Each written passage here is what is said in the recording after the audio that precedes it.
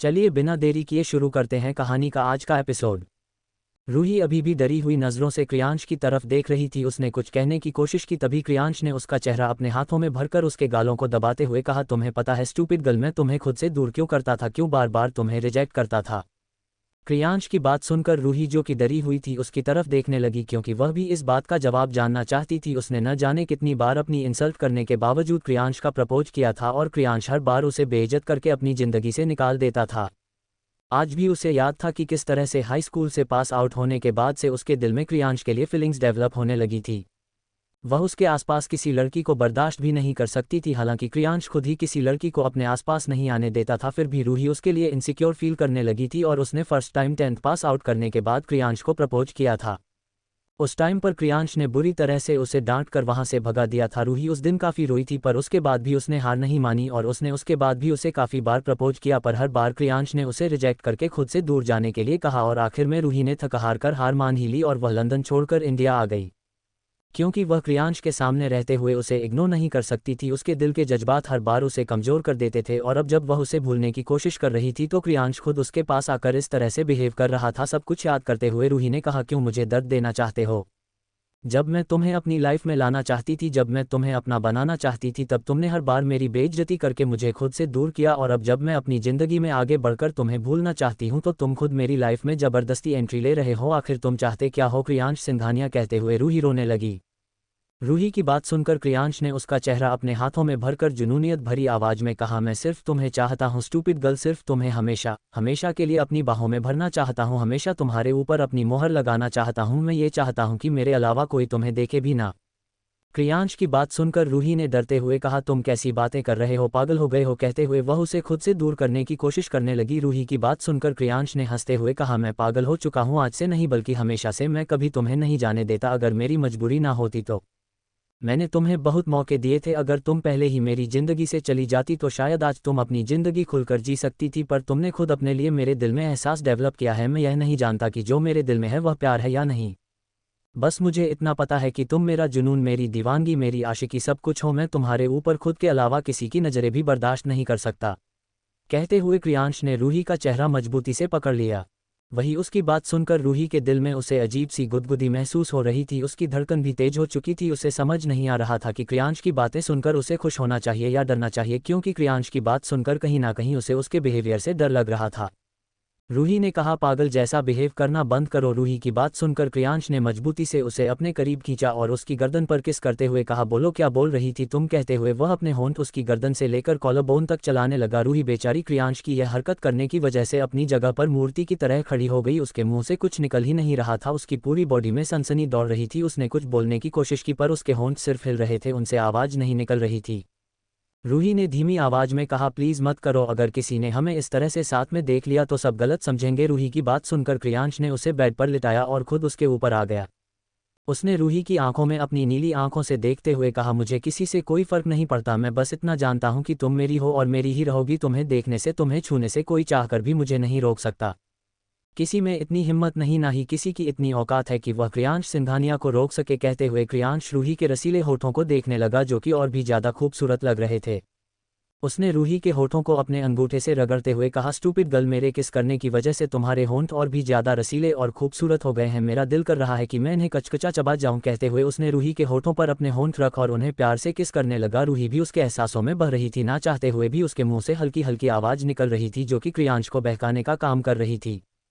रूही उसे रोकना चाहती थी पर शायद उसकी बॉडी खुद भी उसका साथ नहीं दे रही थी। कुछ देर बाद जब क्रियांश को लगा कि अब रूही बेहोश हो जाएगी, तब उसने रूही के होठों को छोड़ा। क्रियांश के छोड़ते ही रूही लंबी लंबी सांस लेने लगी। उसके होंठ पहले से भी ज़्यादा बुरी तरह से सूजकर लाल हो चुके थे।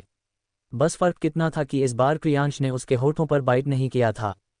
रूही गहरी गहरी सांस लेते हुए क्रियांश को देख रही थी। उसकी चेस्ट ऊपर नीचे हो रही थी, जो कि क्रियांश की मजबूत सीने से टकरा रही थी और उसके अंदर की गर्मी को बढ़ा रही थी। क्रियांश ने अपने हाथों की मुट्ठी बंद कर रखी हुई थी। वह गहरी गहरी सांस लेकर खुद को कंट्रोल कर रहा था। रूही खुद भी गहरी सांस लेकर खुद को कंट्रोल करते हुए क्रियांश की तरफ देख रही थी और सोच रही थी कि क्या सच में क्रियांश भी उससे प्यार करता है। रूही यह सब कुछ सोच रही थी, वही क्रियांश अपनी आंखें बंद करके खुद को रोकने की कोशिश कर रहा था। उन दोनों के कानों में मोबाइल बजने की आवाज़ सुनाई दी। मोबाइल की आवाज़ सुनते ही रूही ने घबराकर मोबाइल की तरफ देखा, जो कि बेड के साइड के टेबल पर रखा हुआ था, पर वह उठकर मोबाइल नहीं उठा सकती थी क्योंकि उसके ऊपर क्रियांश था। क्रियांश जैसे भारी भरकम इंसान को हटाकर मोबाइल उठाना रूही के लिए काफ़ी मुश्किल था। वही क्रियांश ने अपनी आंखें खोली और अपनी नीली डरावनी आंखों से मोबाइल की तरफ देखने लगा। उसके दिमाग में सबसे पहले यही ख्याल आया कि इतनी रात को रूही को कौन कॉल कर रहा है, क्योंकि अब तक लगभग 10:30 बज चुके थे। रूही ने उसकी डरावनी आंखों को देखा और डरते हुए कहा, प्लीज़ उठो, मुझे देखना है किसका कॉल है। रूही की बात सुनकर क्रियांश ने कहा, स्टूपिड गर्ल, अगर तुम चाहती हो कि मैं कुछ ना करूं तो चुपचाप जैसी हो वैसे ही लेटी रहो, क्योंकि अगर मुझे गुस्सा आया तो आज मैं क्या करूंगा यह मैं खुद भी नहीं जानता। इतना कहकर उसने अपना लंबा हाथ आगे बढ़कर मोबाइल को उठा लिया। मोबाइल पर फ्लैश हो रहे हैं नाम को देखकर उसकी आंखें गहरी हो गई। मोबाइल पर साफ साफ शब्दों में लिखा हुआ था अमन, और उसके सामने 2 दिल के सिंबल थे, जिन्हें देखकर क्रियांश की पकड़ मोबाइल पर मजबूत हो गई। रूही ने घबराते हुए कहा, कौन है? उसने इतना कहा ही था कि क्रियांश ने गुस्से से उसका मोबाइल अपने हाथ में देखा और उसे जमीन पर पटक दिया। मोबाइल टूटने की आवाज़ सुनते ही रूही ने घबराते हुए कहा, ये क्या किया तुमने? कहते हुए उसकी आवाज़ तेज हो गई। वही रूही की आवाज़ सुनकर क्रियांश ने गुस्से से उसका जबड़ा दबाते हुए कहा, अमन कौन है? कहते हुए वह मजबूती से रूही का मुंह दबाने लगा। वही उसकी बात सुनकर रूही ने घबराते हुए कुछ कहने की कोशिश की, पर क्रियांश की पकड़ उसके जबड़े पर काफ़ी मजबूत थी। रूही ने दर्द से चिल्लाते हुए कहा, छोड़ो, वह मेरा दोस्त है। रूही की बात सुनकर क्रियांश ने गुस्से से कहा, दोस्त के सामने दिल के सिंबल कौन रखता है, और कौन सा दोस्त इतनी रात को कॉल करता है? तुम मुझे पागल समझती हो स्टूपिड गर्ल? कहते हुए क्रियांश ने गुस्से से रूही का चेहरा दबाते हुए कहा, अगर मेरे अलावा किसी और लड़के से बात करने के बारे में सोचा भी तो तुम्हारे साथ मैं कुछ करने से पहले एक बार भी नहीं सोचूंगा। कहते हुए क्रियांश रूही के ऊपर से उठ गया। जैसे ही क्रियांश उठा, रूही डर के मारे बेड पर उठकर बैठ गई और अपनी डरी हुई नज़रों से क्रियांश की तरफ देखने लगी। उसने डरते हुए अपने दोनों घुटनों को अपने हाथों से पकड़कर रखा हुआ था। उसकी आंखों से आंसू बह रहे थे। वह जमीन पर गिरे हुए अपने टूटे हुए मोबाइल को देख रही थी। क्रियांश ने उसकी आंखों से बह रहे आंसुओं की तरफ देखा और जमीन पर टूटे मोबाइल की तरफ उसने गुस्से से रूही को बाजू से पकड़कर हिलाकर चिल्लाते हुए कहा, तुम्हारे आशिक का कॉल उठा नहीं पाए इसलिए रो रही हो? कहते हुए उसने रूही के बालों को पकड़ा। रूही ने रोते हुए कहा, प्लीज़ मत करो, दर्द हो रहा है। रूही की बात सुनकर क्रियांश ने उसके बालों पर अपनी पकड़ मजबूत करके शैतानी मुस्कुराहट के साथ कहा, दर्द हो रहा है तो तुम्हें समझना चाहिए था ना कि मेरे अलावा अगर तुम किसी और आदमी के बारे में सोचो भी, मैं तुम्हारी लाइफ में कोई और आदमी आएगा तो तुम्हें ये दर्द बर्दाश्त करना ही होगा। क्रियांश की बात सुनकर रूही ने रोते हुए कहा, वह सच में मेरा दोस्त है, प्लीज़ छोड़िए। क्रियांश ने रूही की बात सुनकर उसे अपने करीब की जा। रूही ने इस वक्त एक सिंपल सा नाइट सूट पहना हुआ था। नाइट सूट का भी लूज था, जिस वजह से रूही उसमें काफ़ी क्यूट लग रही थी। ऊपर 3 बटन थी, जिन्हें देखकर क्रियांश ने कहा, सच में वह तुम्हारा दोस्त है स्टूपिड गर्ल?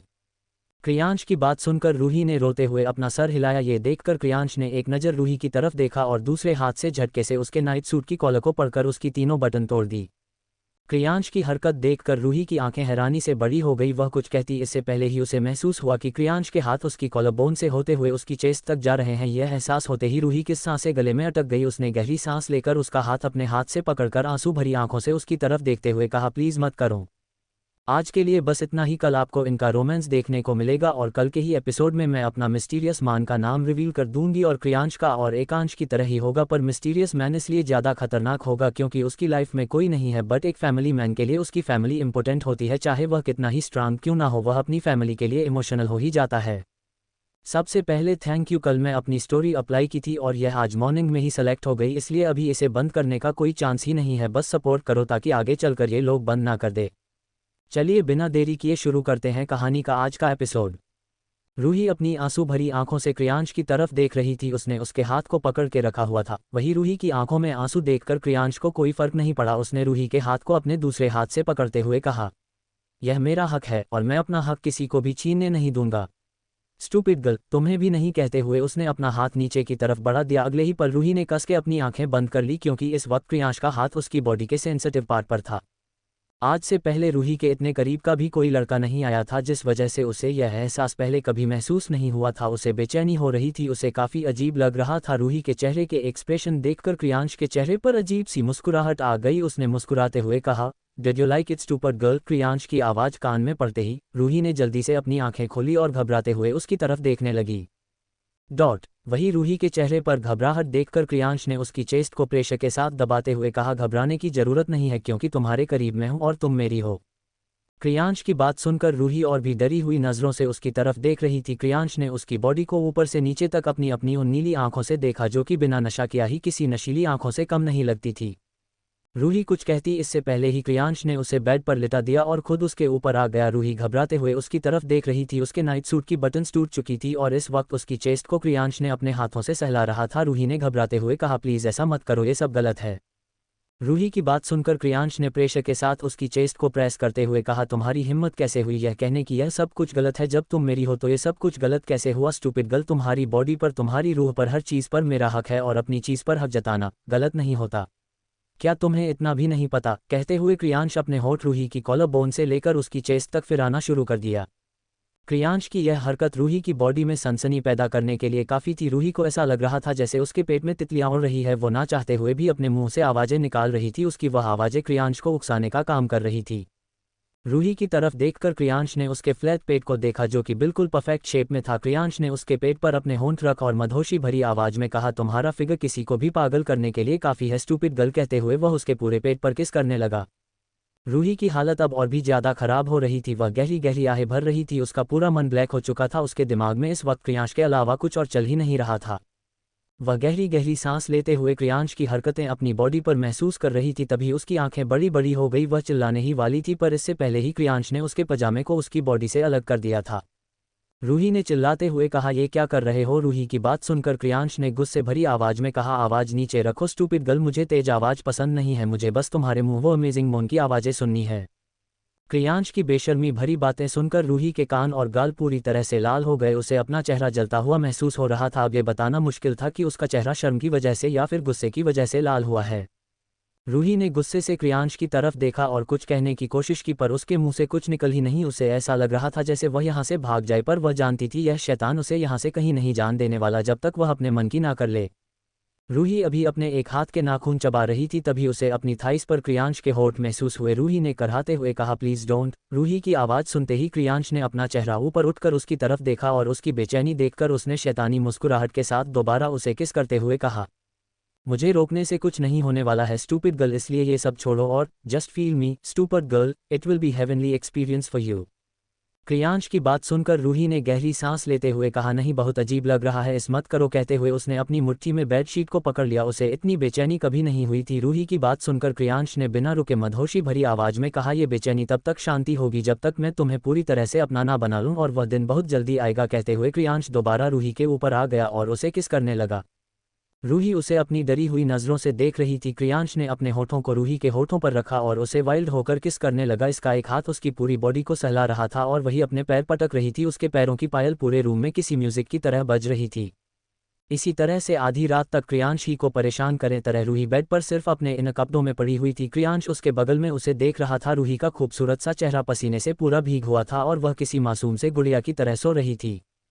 क्रियांश मैं रूही के बालों को कान के पीछे करते हुए दीवानगी भरी आवाज में कहा, अभी तो सिर्फ ट्रेलर है और अभी से तुम्हारी हालत इतनी खराब है स्टूपिड गर्ल, जब मैं तुम्हें पूरी तरह से अपना बनाऊंगा तब तुम्हारी क्या हालत होगी। कहते हुए उसके चेहरे पर अजीब सी मुस्कुराहट आ गई। उसने अपने अंगूठे से रूही के गुलाबी लिप्स को रगड़ते हुए कहा, इन पर सिर्फ मेरा हक है, सिर्फ मेरा। कहते हुए उसने दोबारा रूही को नींद में ही किस करना स्टार्ट कर दिया।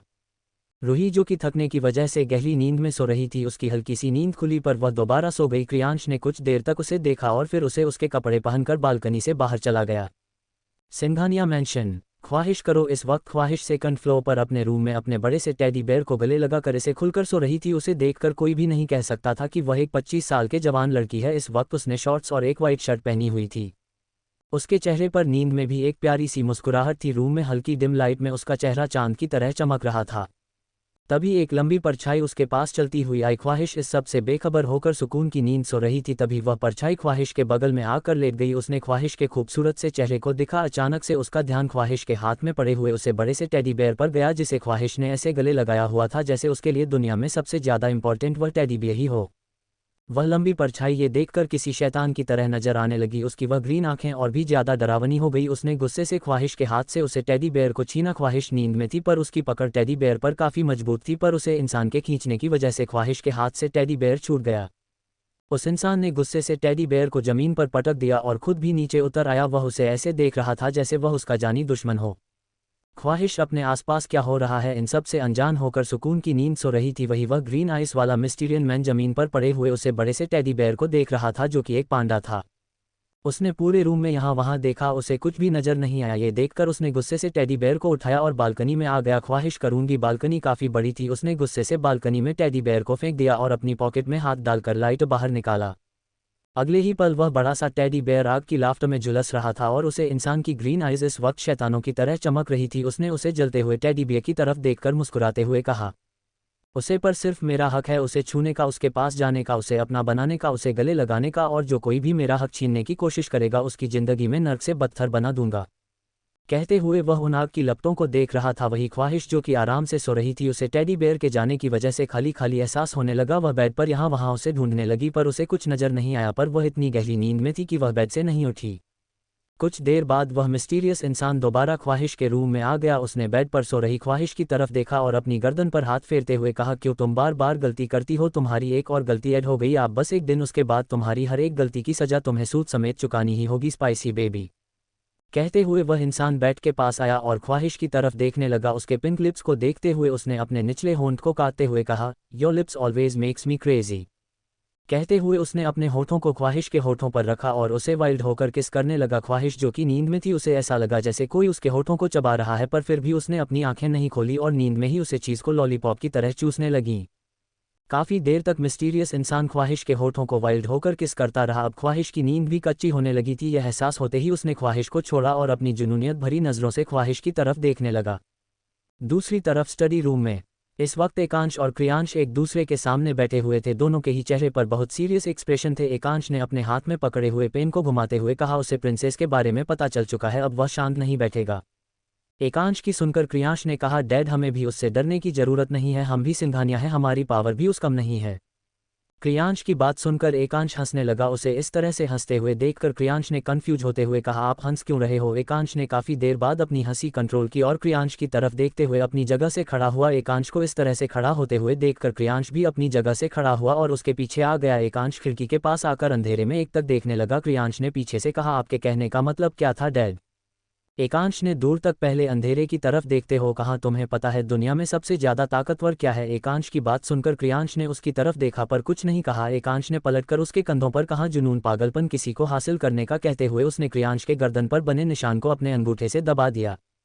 एकांश की बात सुनकर क्रियांश ने कुछ नहीं कहा, ना ही उसने अपने मुंह से आवाज निकालने दी। एकांश ने मुस्कुराते हुए कहा, वो प्रिंसेस के लिए पूरा पागल है और एक वक्त ऐसा था जब मैं भी तुम्हारी मॉम के लिए बिल्कुल वही महसूस करता था जो कि इस वक्त वह इंसान करता है, इसलिए उसे कम समझने की गलती मत करना। कहते हुए एकांश स्टडी रूम से सीधा बाहर चला गया।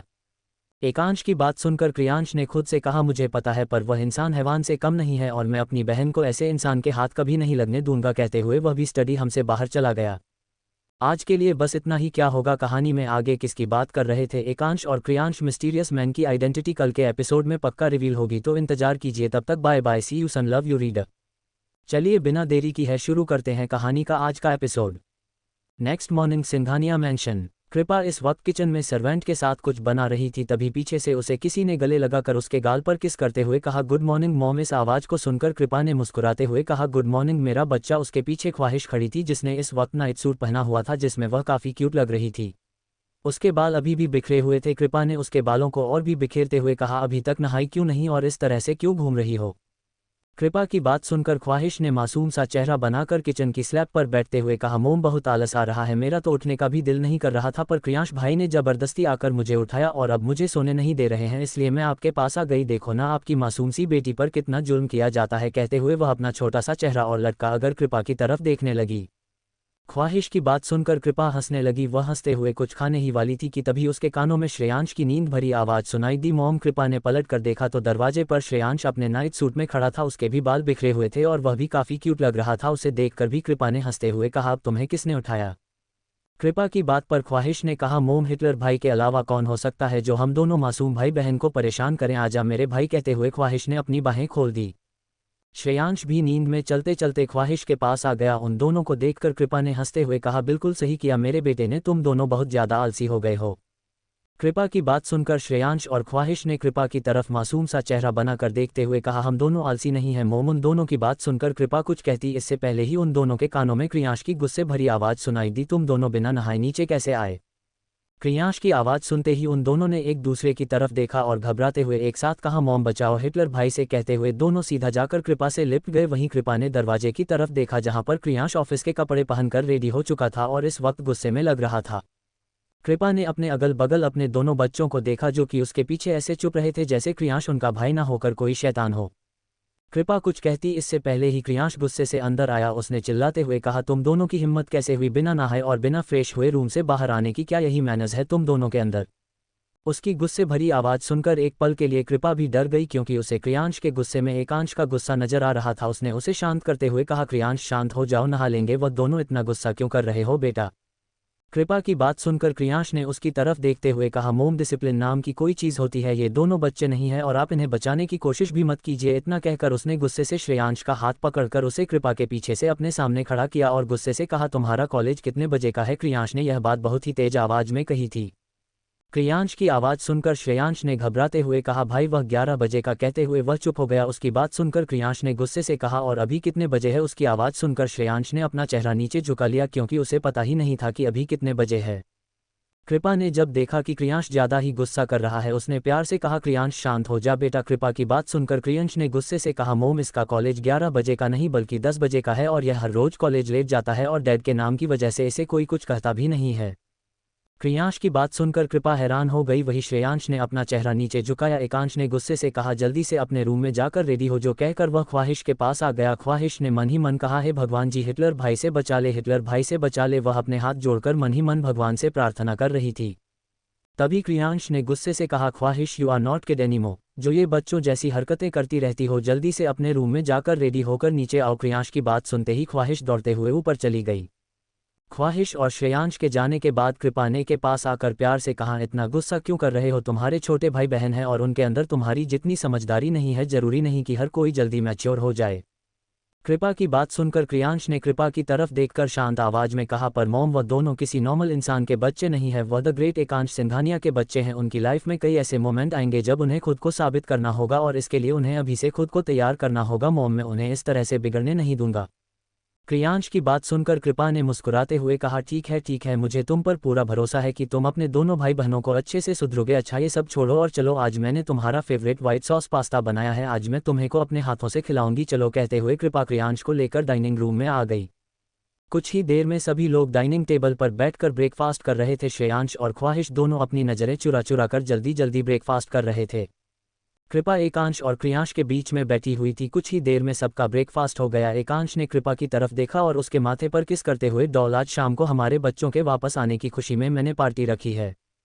एकांश की बात सुनकर कृपा ने हैरानी से कहा, पर इतनी जल्दी? हम कुछ दिन और इंतजार भी तो कर सकते थे ना। फिर बाकी बात सुनकर एकांश ने एक अजीब सी मुस्कुराहट के साथ कहा, आप इंतजार करने का वक्त नहीं है डॉल। कहते हुए वह वहां से चला गया।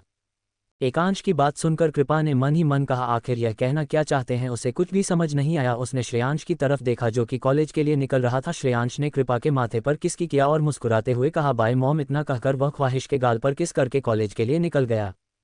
दूसरी तरफ एकांश और क्रियांश इस वक्त अपनी गाड़ी में बैठकर ऑफिस की तरफ जा रहे थे। दोनों के चेहरे के एक्सप्रेशन बहुत ही ज़्यादा सीरियस थे। क्रियांश ने एकांश की तरफ देखते हुए कहा, डैड, क्या आपने उसकी वजह से पार्टी इतनी जल्दी रखी है? क्रियांश की बात सुनकर एकांश ने अजीब सी मुस्कुराहट के साथ कहा, तुम्हें क्या लगता है? एकांश की मुस्कुराहट देखकर क्रियांश ने मुंह बनाते हुए कहा, मैं अच्छे से जानता हूं कि आपका दिमाग में क्या चल रहा है, पर मैं उसके जैसे सनकी और जंगली इंसान को अपने बहन के पास भी नहीं भड़कने दूंगा। क्रियांश की बात सुनकर एकांश ने उसकी तरफ देखकर एक मिस्टीरियस मुस्कुराहट के साथ कहा, और रियली वह जंगली है, वह सनकी है, और व्हाट अबाउट यू? एकांश की बात सुनकर क्रियांश ने अपनी नज़रें यहाँ वहाँ चुराते हुए कहा, what about me dad? Kriyansh की बात सुनकर एकांश ने शैतानी मुस्कुराहट के साथ कहा, लगता है तुम भूल रहे हो कि तुम मेरी ही औलाद हो। तुम्हारे पल पल की खबर है मुझे कि तुम क्या करते हो और क्या नहीं। कहते हुए एकांश खिड़की से बाहर देखने लगा। एकांश की बात सुनकर क्रियांश ने एकांश की तरफ देखा और उसके चेहरे पर एक अजीब सी मुस्कुराहट आ गई। इस वक्त एकांश ने भी क्रियांश की तरफ देखा और कहा, खून अपना रंग दिखा ही देता है, इसलिए मुझे तुमसे कोई शिकायत नहीं है क्योंकि मेरा बेटा नॉर्मल नहीं हो सकता। यह मुझे तब से पता था जब तुम पैदा हुए थे। एकांश की बात सुनकर क्रियांश की आंखें शैतानी ढंग से चमकने लगी। इस वक्त वह बिल्कुल भी नॉर्मल नहीं लग रहा था। वह इस वक्त इतना डरावना लग रहा था कि उसे देखकर कोई भी डर जाए। एकांश ने उसे देखकर शैतानी मुस्कुराहट के साथ कहा, तुम्हारा ये रूप तुम्हारी मॉम के सामने या हमारी फैमिली के सामने कभी नहीं आना चाहिए। एकांश की बात सुनकर क्रियांश ने उसकी तरफ देखते हुए कहा, डोंट वरी, अब मैं अच्छे से दो जिंदगियां जीना सीख चुका हूं, एक जो मेरे परिवार के सामने होगी और दूसरी हमारे दुश्मनों के सामने। You don't have to worry about it. Kriyansh की बात सुनकर एकांश शांत होकर बैठ गया। क्रियांश ने उसकी तरफ देखते हुए कहा, पर उसने और मुझ में फ़र्क है डैड, और वो क्या है आप अच्छे से जानते हैं। हमें उसे प्रिंसेस से दूर रखना ही होगा। क्रियांश की बात सुनकर एकांश ने उसकी तरफ देखते हुए कहा, यह पॉसिबल नहीं है क्योंकि अब हम चाह कर भी उसे नहीं रोक सकते। एकांश की बात सुनकर क्रियांश ने थोड़े गुस्से से कहा, हम चाह कर भी उसे रोक नहीं सकते या आप उसे रोकना नहीं चाहते? कहते हुए क्रियांश की आवाज़ तेज हो गई। क्रियांश की बात सुनकर एकांश ने उसकी तरफ एक तिरछी स्माइल पास कर दी और चुपचाप खिड़की से बाहर देखने लगा। प्रियांशु गुस्से से एकांश की तरफ देख रहा था पर उसने कुछ नहीं कहा। उसने अपनी आंखें बंद की और खुद से कहा, आई नो कि आपका दिमाग में क्या चल रहा है, पर मैं ऐसा कभी नहीं होने दूंगा। कुछ ही देर में उनकी गाड़ी सिंघानिया कॉर्पोरेशन के हेड ऑफिस के सामने आकर रुकी। एकांश और क्रियांश दोनों एटीट्यूड से गाड़ी से बाहर निकले। उन दोनों को देखकर कोई भी नहीं कह सकता था कि दोनों बाप बेटे हैं। एकांश की उम्र का पता कोई भी नहीं लग सकता था। जैसे ही दोनों ऑफिस में इंटर हुए, सभी फीमेल एम्प्लॉइज उन्हें ही देखने लगी। लड़कियां जो पहले से ही एकांश पर पूरी तरह से फ्लैट थी, क्रियांश को देखकर वह लोग खुद को कितनी मुश्किल से रोककर बैठी हुई थी, यह सिर्फ वही जानती थी। कुछ ही देर में दोनों अपने अपने के दिन में चले गए। एकांश अपने के दिन में बैठा हुआ था, तभी उसके सामने आरुष आकर खड़ा हो गया। उसने रिस्पेक्ट के साथ अपना सर झुकाते हुए कहा, सर, आपने जिन लोगों को इन्विटेशन भेजने के लिए कहा था, हमने उन सभी को इन्विटेशन भेज दिया है। आरुष की बात सुनकर एकांश ने उसकी तरफ देखा और मुस्कुराते हुए किसी का नाम लिया और कहा, उसके पास इन्विटेशन गया है ना। एकांश की बात सुनकर और उसे इंसान का नाम सुनकर एक पल के लिए आरुष भी डर गया, पर अगले पल उसने अपना सर झुकाते हुए कहा, जी सर, हमने उन्हें भी इन्विटेशन दे दिया है। और उसकी बात सुनकर एकांश ने उसे हाथ के इशारे से बाहर जाने का इशारा किया और अपना सर कुर्सी पर टिकाकर मुस्कुराने लगा, पर उसकी मुस्कुराहट नॉर्मल नहीं थी। वहीं दूसरी तरफ मुंबई के ही एक दूसरे एरिया में एक ऊंची सी बिल्डिंग पर एक शख्स अपने केबिन में बैठकर मुस्कुरा रहा था। उसकी हरी आंखें इस वक्त काफ़ी अजीब तरह से चमक रही थी। उसके सामने ही उसका असिस्टेंट निखिल खड़ा था, जो कि अपने सामने इंसान की मुस्कुराहट देखकर खुद को कांपने से रोक रहा था। उस शख्स ने अपना चेहरा ऊपर उठकर मुस्कुराते हुए कहा, तो मिस्टर एकांश सिंघानिया ने इन्विटेशन भेजा है। अपने बॉस की बात सुनकर निखिल ने रिस्पेक्ट के साथ कहा, जी बॉस। निखिल की बात सुनकर और शख्स की हरी आंखों और भी ज्यादा शैतानी तरीके से चमकने लगी। उसने अपने हाथ के इशारे से निखिल को बाहर जाने के लिए कहा और मुस्कुराने लगा, पर उसकी मुस्कुराहट बहुत ही ज्यादा डरावनी थी। उसने एक डरावनी सीटी अपने मुंह से बजाते हुए कहा, तो फाइनली हमारी मुलाकात का वक्त आ ही गया मिस्टर सिंघानिया। कहते हुए वह शख्स जोर जोर से हंसने लगा। फिर अगले ही पल उसने अपने टेबल पर रखी हुई एक तस्वीर को उठाकर उसे पर अपने होंठ चलते हुए कहा, और तुमसे मैंने काफ़ी कहते हुए उसने उसे तस्वीर पर अपने होठों को पागलों की तरह चलाया और उसे पर हाथ फेरते हुए कहा, बस कुछ वक्त और उसके बाद मैं तुम्हारे पास होऊंगा स्पाइसी बेबी। कहते हुए वह हंसने लगा। वहीं दूसरी तरफ एकांश के केबिन में एकांश ने एक शैतानी मुस्कुराहट के साथ कहा, आज इतने सालों बाद हम दोबारा मिलेंगे, बहुत शौक है ना तुम्हें एकांश सिंघानिया के साथ खेलने का, तो आप देखते हैं कि इस खेल में किसकी जीत होती है और किसकी हार। कहते हुए एकांश मुस्कुराने लगा। क्रियांश के केबिन में क्रियांश अपनी आंखें बंद करके कुर्सी पर लेटा हुआ था। उसने अपनी आंखें खोली। इस वक्त उसकी आंखों में अलग ही इमोशन नजर आ रहे थे। उसके चेहरे पर भी एक अजीब सी मुस्कुराहट थी। उसने मुस्कुराते हुए कहा, तो गेम शुरू हो चुका है। आज के लिए बस इतना ही, बस कल का इंतजार। उसके बाद मिस्टीरियस मैन की आइडेंटिटी, उसका नाम, सब कुछ रिवील हो जाएगा। तो एकांश क्रियांश किस बारे में बात कर रहे थे, कमेंट बॉक्स में जरूर बताना। और मिस्टीरियस मैन से क्या है एकांश का रिश्ता, ये भी आपको कल पता चलेगा। तब तक के लिए बने रहिए मेरे साथ। Bye bye, love you reader. चलिए बिना देरी किए शुरू करते हैं कहानी का आज का एपिसोड। इस वक्त सभी लोग अपने अपने दिमाग में काफ़ी कुछ सोच रहे थे। हर कोई दूसरे के दिमाग में चल रही बातों से अनजान था। इसी तरह से आज का दिन बीत गया। इस वक्त शाम के 5 बजे रहे थे। एकांश और क्रियांश दोनों घर जाने के लिए निकल गए, क्योंकि पार्टी की तैयारी घर पर पहले से ही सर्वेंट ने कर दी थी। घर आते ही उनका ध्यान लिविंग रूम के सोफे पर लेटे दोनों भाई बहन पर गया, जिन्हें देखकर ऐसा लग रहा था जैसे किसी ने उनसे गधा मजदूरी कराई हो। ख्वाहिश और श्रेयांश दोनों अजीब सी पोजीशन में सोफे पर लेटे हुए थे। उन दोनों को देखकर क्रियांश की नीली आंखों में गुस्सा नजर आने लगा। वही एकांश की आंखें भी गहरी हो गई। क्रियांश ने चिल्लाते हुए कहा, क्या कर रहे हो तुम दोनों। क्रियांश की आवाज़ सुनते ही ख्वाहिश और श्रेयांश, जो कि पहले से ही अजीब तरह से सो रहे थे, डर कर जल्दी से उठने के चक्कर में दोनों सोफे से नीचे गिर गए। नीचे गिरते ही एकांश की आंखें गहरी हो गई। उसने गुस्से से घुरकर क्रियांश की तरफ देखा और कहा, तुम्हारी वजह से मेरी प्रिंसेस नीचे गिर गई। एकांश की बात सुनकर क्रियांश ने भी एकांश को घूरते हुए कहा, अपनी प्रिंसेस को देखिए, 25 साल की हो चुके हैं पर हरकतें 5 साल की बच्ची की तरह है। आप उसे और ज्यादा बिगाड़ रहे हैं। इतना कहकर वह तेजी से ऊपर अपने रूम में चला गया। वहीं एकांश ने अपने बेटे और अपनी बेटी की तरफ देखा, जो कि नीचे गिरे हुए थे। ख्वाहिश ने मासूम सा चेहरा बनाकर छोटे बच्चों की तरह अपनी दोनों बाहें हवा में लहराकर एकांश की तरफ देखा। चाहे उसकी बेटी कितनी ही बड़ी क्यों ना हो, एकांश अपनी बेटी की हर गलती को माफ कर सकता था। उसने अपना ऑफिस का बैक साइड में रखा और ख्वाहिश की तरफ अपने कदम बढ़ने लगा। ख्वाहिश मासूम सा चेहरा बनाकर एकांश की तरफ देख रही थी। एकांश ने नीचे झुककर सच में ख्वाहिश को उठा लिया और ख्वाहिश ने भी छोटे बच्चों की तरह अपने दोनों पैर एकांश की कमर में लपेट दिए और मासूम सा चेहरा बनाते हुए कहा, डैडी देखो ना, आज मैंने कितना सारा काम किया और भाई ने आते ही मुझे डराकर सोफे से नीचे गिरा दिया। वह इतने डरावने क्यों है डैडी। कहते हुए ख्वाहिश एकांश से क्रियांश की शिकायत कर रही थी। ख्वाहिश की बात सुनकर एकांश ने उसके सर पर हाथ फेरते हुए उसे, मैं अच्छे से सबक सिखा दूंगा, तुम्हें टेंशन लेने की जरूरत नहीं है, कोई भी मेरी प्रिंसेस को परेशान नहीं कर सकता, कोई भी नहीं। एकांश की बात सुनकर ख्वाहिश के चेहरे पर बड़ी से मुस्कुराहट आ गई। उसने एकांश के गाल पर किस करते हुए कहा, लव यू डैडी। वहीं जमीन पर गिरे श्रेयांश ने मासूम सा चेहरा बनाते हुए कहा, डैडी क्या आपको यह नजर नहीं आया कि यहाँ पर आपकी एक और औलाद है। श्रेयांश की बात सुनकर एकांश ने उसे घूरते हुए कहा, तुम खुद उठ सकते हो। कहते हुए उसने ख्वाहिश को सोफे पर बिठाया और प्यार से उसके माथे पर किस करते हुए, प्रिंसेस मैं ऊपर फ्रेश होने के लिए जा रहा हूँ, आप भी अपने रूम में जाकर रेडी हो जाओ, 7 बजे से पार्टी स्टार्ट हो जाएगी। एकांश की बात सुनकर बेचारे श्रेयांश का चेहरा रोने जैसा हो गया। वहीं ख्वाहिश ने मुस्कुराते हुए अपना सर हिलाया। ये देखकर एकांश वहां से ऊपर चला गया। वहीं श्रेयांश ने नीचे बैठे बैठे ही कहा, दीदी यह मेरे साथ बहुत बड़ा अन्याय हो रहा है। डैडी आपसे प्यार करते हैं। मॉम क्रियांश भाई से तो क्या मैं अनवांटेड चाइल्ड हूँ। कहते हुए उसने अपना चेहरा नीचे झुका दिया। श्रेयांश की बात सुनकर ख्वाहिश जल्दी से उठकर उसके पास घुटने के बल आकर बैठ गई। उसने श्रेयांश का चेहरा अपने हाथों में भरकर उसके गालों को जोर जोर से खींचते हुए कहा, अरे मेरी जान, मेरे क्यूटी पाई, किसने कहा कि तुम अनवांटेड चाइल्ड हो? तुम तो हम सबके प्यारे हो। देखो डैडी मुझसे प्यार करते हैं मॉम क्रियांश भाई से, और हम चारों तुमसे तो हुए ना, तुम सबसे ज्यादा लकी। ख्वाहिश की बात सुनकर क्रियांश ने मुंह बनाते हुए कहा, बकवास, कोई मुझसे प्यार नहीं करता। इतना कहकर उठकर खड़ा हो गया। फिर उसने एटीट्यूड से कहा, देखना मैं बहुत जल्दी अपने लिए एक खूबसूरत सी गर्लफ्रेंड ढूंढ लूंगा जो सिर्फ मुझसे प्यार करेगी। श्रेयांश की बात सुनकर ख्वाहिश ने उसके कान खींचते हुए कहा, तो तू गर्लफ्रेंड ढूंढना चाहता है? फिर उसने अपनी आंखों को गोल घुमाते हुए कहा, वैसे निधि के बारे में क्या ख्याल है तेरा? श्रेयांश जो कि मुस्कुरा रहा था, निधि का नाम सुनकर उसका चेहरा ऐसा हो गया जैसे किसी ने उसे उल्टी करने के लिए कहा हो। उसने अजीब सा मुंह बनाते हुए कहा, दी प्लीज आप उस डायन का नाम मत लो, उसे गर्लफ्रेंड बनाने से अच्छा है कि मैं गे बन जाऊं। श्रेयांश की बात सुनकर ख्वाहिश का मुंह खुला का खुला रह गया। श्रेयांश ने उसे खुद से दूर किया और ऊपर अपने रूम में चला गया। ख्वाहिश ने अपने हाथ हवा में लहराते हुए, भगवान मेरे दोनों भाई इतनी अजीब क्यों है? फिर उसने खुद से कहा, आई डोंट केयर, मैं तो ज़्यादा इंटेलिजेंट हूँ। कहते हुए वह भी ऊपर अपने रूम में चली गई। शाम के 6:30 बजे ख्वाहिश का रूम।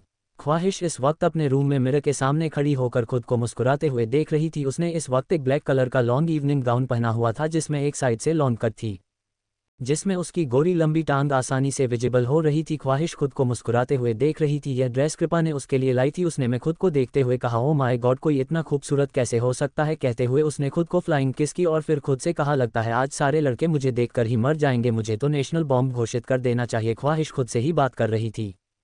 इतनी देर में पार्टी स्टार्ट हो चुकी थी। नीचे सारे मेहमान आ चुके थे। उन सभी को पता था कि आज तक ग्रेट एकांश सिंघानिया अपने बड़े बड़े बेटे क्रियांश और अपनी बड़ी बेटी ख्वाहिश को मिलवाना चाहते हैं।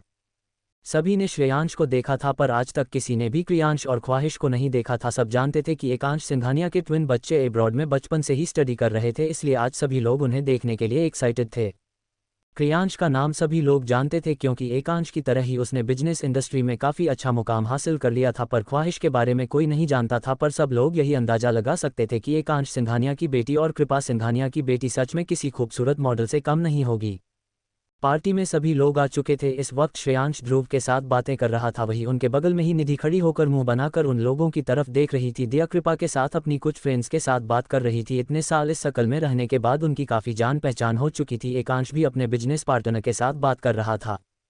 तभी स्टेज पर खड़े होस्ट ने अनाउंस करते हुए कहा, तो आज का आप सबका इंतजार खत्म होता है। जिन लोगों के लिए आज आप पार्टी में आए हैं उनके आने का वक्त हो गया है। होस्ट के इतना कहते ही एकांश सीढ़ियों से ऊपर की तरफ आ गया। पूरे लिविंग रूम में अंधेरा छा गया, बस स्पॉटलाइट सीढ़ियों पर थी। एकांश ने ख्वाहिश की तरफ देखा जो कि अपने रूम से निकलकर उसकी तरफ आ रही थी और दूसरी साइड से क्रियांश। उन दोनों को देखकर एकांश के चेहरे पर प्राउड भरी मुस्कुराहट आ गई। यह उसके बच्चे थे, उसकी और कृपा की प्यार की निशानी। ख्वाहिश ने मुस्कुराते हुए एकांश के हाथ में अपना हाथ देते हुए कहा, मैं कैसी लग रही हूँ डैड? ख्वाहिश की बात सुनकर एकांश ने उसके माथे पर किस करते हुए कहा, most beautiful smiling face girl in the whole world. Ekansh की बात सुनकर ख्वाहिश की मुस्कुराहट और भी ज़्यादा बड़ी हो गई। क्रियांश ने बिना किसी एक्सप्रेशन के अपना हाथ एकांश के हाथ में दे दिया। इस वक्त एकांश बीच में था और उसके लेफ्ट साइड में ख्वाहिश और राइट साइड में क्रियांश था। सीढ़ियाँ काफ़ी बड़ी थी, स्पॉटलाइट के बीचों बीच उन्हें 3 परछायां नजर आए। सभी लोग गौर से देख रहे थे। तभी एकांश अपने दोनों बच्चों को लेकर सीढ़ियों से नीचे आने लगा। सीढ़ियों से उतर रही ख्वाहिश को देखकर पार्टी में मौजूद लड़के अपनी आंखें बड़ी बड़ी करके उसे देखने लगे। इस वक्त ख्वाहिश बहुत ही ज़्यादा सेक्सी और हॉट लग रही थी। वही पार्टी में मौजूद लड़कियां क्रियांश को देखने लगी। उन्होंने तो पहले ही अंदाजा लगा लिया था कि श्रेयांश अगर इतना ज़्यादा हैंडसम है और एकांश आज भी 3 बच्चों का फादर होने के बावजूद जवान लड़कियों का क्रश है, तो उसका बड़ा बेटा क्रियांश कितना हैंडसम होगा। वो सब क्रियांश को देखकर आहें भर रही थी। एकांश धीरे धीरे अपने दोनों बच्चों को लेकर नीचे आ रहा था। उसने नीचे आकर प्राउड भरी मुस्कुराहट के साथ कहा, meet my son Kriyansh Singhania. Ekansh के इतना कहते ही सभी लोग जोर जोर से तालियां बजाने लगे। क्रियांश ने सबकी तरफ देखा। उसकी नीली आंखें पार्टी में मौजूद लोगों को ऐसे स्कैन कर रही थी जैसे वह सभी के अंदर तक झांक कर देख रहा हो। सभी के तालियां बजाने के बाद क्रियांश एकांश से दूर है गया। अब स्पॉटलाइट के नीचे एकांश और ख्वाहिश मौजूद थे। ख्वाहिश इस वक्त अपनी हल्की नीली आंखों से पार्टी में मौजूद लोगों को क्रियांश की तरह ही स्कैन कर रही थी। एकांश ने एक प्यारी सी मुस्कुराहट के साथ कहा, मीट माई डॉटर ख्वाहिश सिंघानिया। उसके इतना कहते ही दोबारा पार्टी में तालियां की गड़गड़ाहट होने लगी। कुछ देर बाद दोबारा पार्टी स्टार्ट हो गई। ख्वाहिश अभी एक जगह पर खड़ी थी, तभी किसी ने पीछे से उसकी आंखों पर हाथ रख दिया। ख्वाहिश जो कि एक डायरेक्शन में देख रही थी, अचानक से किसी के हाथ रखने की वजह से हड़बड़ा गई, पर अगले ही पल उसके चेहरे पर प्यारी सी मुस्कुराहट आ गई। उसने मुस्कुराते हुए कहा, रूही। उसके इतना कहते ही उसके पीछे खड़ी रूही जल्दी से आगे आए। रूही इस वक्त बहुत ही ज़्यादा खूबसूरत लग रही थी। रूही ने एक पर्पल कलर का पार्टी वेयर गाउन पहना हुआ था जो कि ऑफ शोल्डर था, जिसमें उसके गोरे कंधे साफ साफ नजर आ रहे थे। उसने ख्वाहिश को गले से लगाते हुए कहा, मेरी जान, पूरी 4 साल बाद मिल रहे हैं हम। रूही की बात सुनकर ख्वाहिश ने कहा, तो छोड़कर जाने के लिए किसने कहा था? तू ही थी जिसे लंदन में नहीं रहना था। आई लव माई इंडिया कहकर वहां से भागकर आ गई, मुझे वहां पर अकेला मेरे जालिम भाई के पास छोड़कर, कहते हुए ख्वाहिश मुंह बनाने लगी। वही क्रियांश का जिक्र होते ही रूही के चेहरे की मुस्कुराहट गायब हो गई। उसे 2 दिन पहले जो कुछ भी क्रियांश ने उसके साथ किया था सब कुछ याद आने लगा। रूही के चेहरे की एक्सप्रेशन देखकर ख्वाहिश कुछ कहती है, इससे पहले ही रूही के कानों में किसी की आवाज़ सुनाई दी, स्टूपिड गर्ल। इस आवाज़ को सुनते हैं वही ख्वाहिश ने देखा तो पीछे क्रियांश खड़ा था। क्रियांश को देखकर ख्वाहिश ने एक शरारती सी मुस्कुराहट के साथ कहा, यू गाइस कैरी ऑन, मैं आती हूँ। इतना कहकर वह बिना उन दोनों की बात सुन दौड़ते हुए वहां से दूसरी डायरेक्शन में आ गई। वही रूही ने क्रियांश को देखा और वहां से जाने की कोशिश करने लगी। तभी क्रियांश ने उसे अपने करीब खींचते हुए कहा, मुझसे भागने की कोशिश कर रही हो? लगता है तुम अपनी पनिशमेंट भूल गई या मेरा डर तुम्हारे अंदर से खत्म हो गया। क्रियांश बहुत ही ज़्यादा डोमिनेटिंग आवाज़ में ये सब कुछ कह रहा था। उसकी बात सुनकर रूही की हालत ख़राब हो रही थी। उसे गुस्सा आ रहा था कि वह पार्टी में क्यों आई, पर वह जानती थी कि अगर वह पार्टी में नहीं आती तो दिया और आर्यन और ऐसे सवाल पूछ पूछ कर उसका जीना हराम कर देते। वही ख्वाहिश पार्टी हॉल से दूसरी डायरेक्शन में आ गई थी। इस वक्त वह जहां पर खड़ी थी वहां पर अंधेरा ही अंधेरा था। ख्वाहिश ने मन ही मन कहा, लगता है बहुत जल्दी मेरा भाई मेरी भाभी को घर लेकर आ जाएगा। इतना सोचकर वह मुस्कुराने लगी। उसने इतना सोचा ही था कि उसे अपनी कमर पर किसी का हाथ महसूस हुआ। यह एहसास होते ही ख्वाहिश चिल्लाने ही वाली थी कि किसी ने उसके मुंह पर हाथ रखकर उसे अपने करीब खींच लिया। ख्वाहिश ने दबी हुई आवाज में कहा, लीव मी बास्टर्ड। अगले ही पल ख्वाहिश दीवार से सटी हुई थी और उसके सामने एक लंबी चौड़ी पर्सनैलिटी खड़ी थी। ख्वाहिश को बस उस इंसान की ग्रीन आइज नजर आ रही थी जिसे देखकर उसे अपने दिल में हलचल होती हुई महसूस हो रही थी। उसके मुंह पर उस इंसान का हाथ था जिस वजह से ख्वाहिश चाहकर भी कुछ नहीं कह सकती थी। उसने चिल्लाने की कोशिश की पर उस इंसान ने उसके कानों में धीमी आवाज में कहा, spicy baby you make me crazy for you. कहते हुए उसने ख्वाहिश के मुंह से अपना हाथ हटा दिया। ख्वाहिश चिल्लाती इससे पहले ही उसे अपने होठों पर अपने सामने खड़े ग्रीन आइज वाले इंसान के होंठ महसूस हुई। ख्वाहिश की आंखें हैरानी से बड़ी हो गई। उसने उसे खुद से दूर करने की कोशिश की पर वो उस इंसान को खुद से नहीं दूर नहीं कर पाए।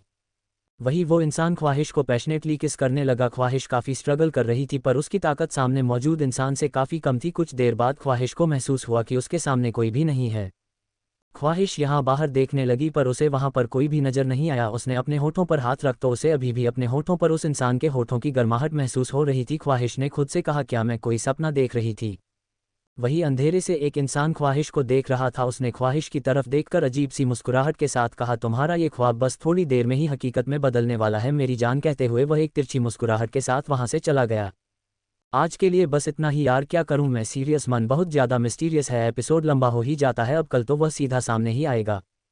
चलिए बिना देरी किए शुरू करते हैं कहानी का आज का एपिसोड।